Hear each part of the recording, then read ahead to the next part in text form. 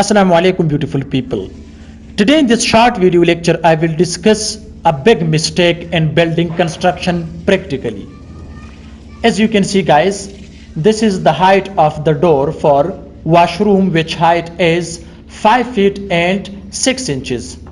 So guys, this is a big mistake because a person cannot cross the door and the height of 5 feet and 6 inches.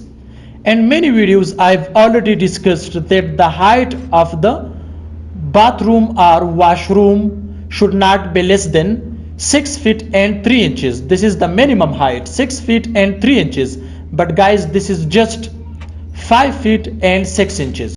Now guys, I will show you practically. Can I cross this height of the door or not for entrance of bath? As you can see guys,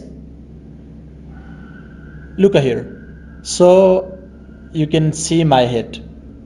So guys, this is not possible to use for the entrance of bath or toilet. So therefore, this is not suitable for using.